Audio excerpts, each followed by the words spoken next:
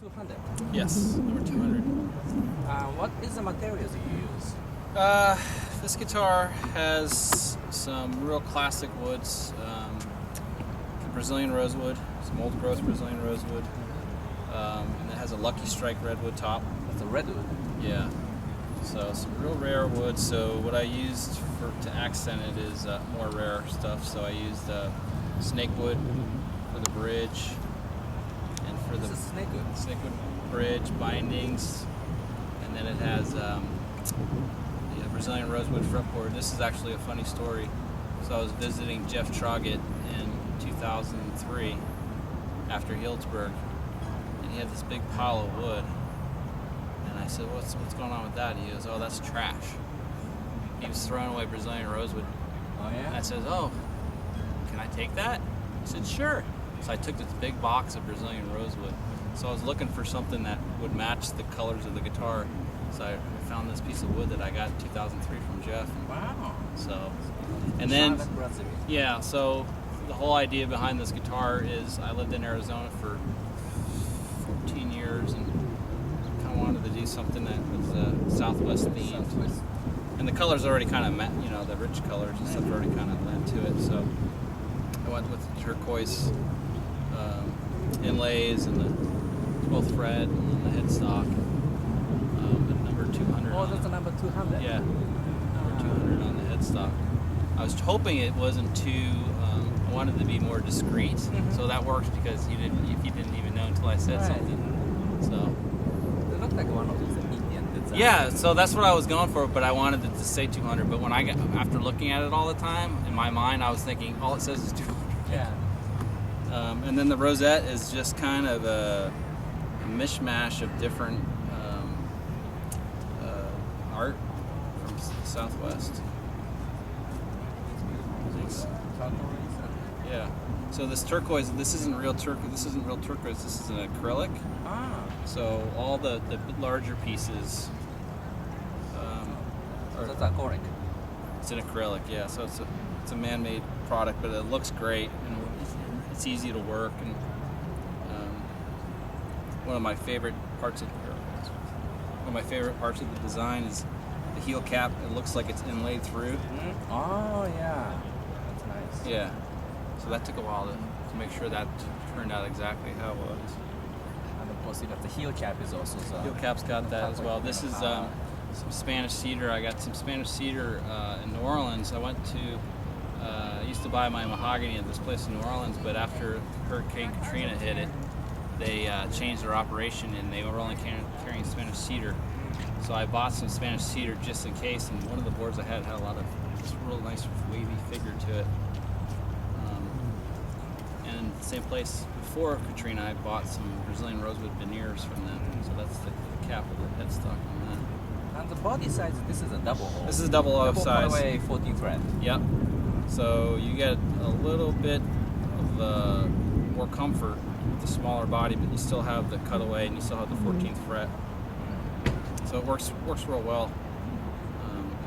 People seem to really like the body size, even though it's only a ½ inch smaller than that. And this one now is OM, right? This is OM size. So I was doing this guitar originally was called the double OM. Mm-hmm. And I always knew I wanted to do a little smaller version, and the name kind of confused people, so I just switched this to OM. Okay. So this is a 15-inch lower bout. This guitar and this guitar are almost identical except for the lower bout. The waist and the upper bout are almost identical on these two. The thickness of the body too? Thickness of the body is about the same. It's 4 1/4. Okay. Actually, the strangest thing is the upper bout and the waist on these three guitars. The meridian is almost the same as well. So it's just the lower bout. Mm-hmm. So it gives the upper bout and the tighter waist, the smaller upper bout, give the guitar a real clarity and punch to it. This guitar's got a Wenge fingerboard, which I've used a few times. A Wenge fingerboard? Yeah. That's interesting. It's super good source of wood that's sustainable and works real well, takes frets real well. It sounds great. It makes the guitar a little light, the neck a little lighter.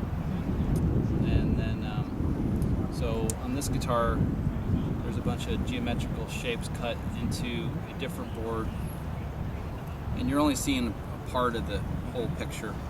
But all these shapes are cut, like full rectangles, full triangles, full octagons and stuff are cut. And so then when you cut the piece out, you just get kind of a glimpse of some of those patterns. And the top is the German or European? This is Colorado Blue Spruce. Colorado Blue So Spruce. this is something I've been using for almost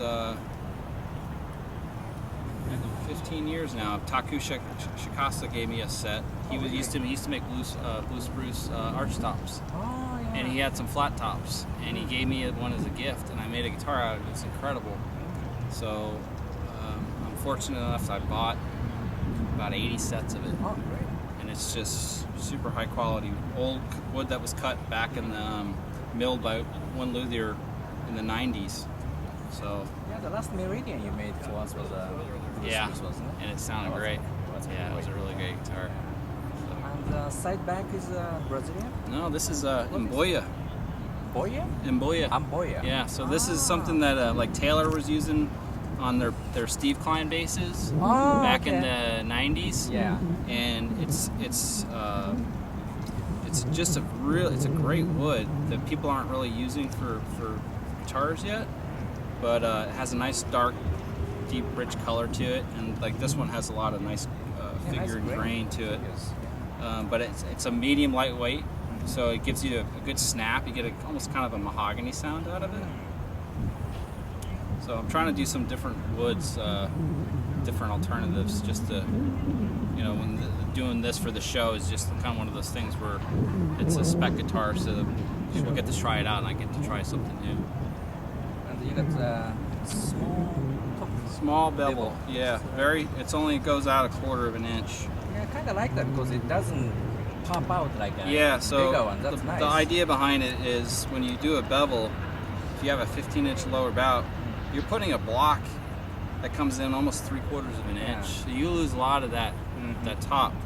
So the idea behind it is to have a real small piece of wood following this and just go out on a greater angle.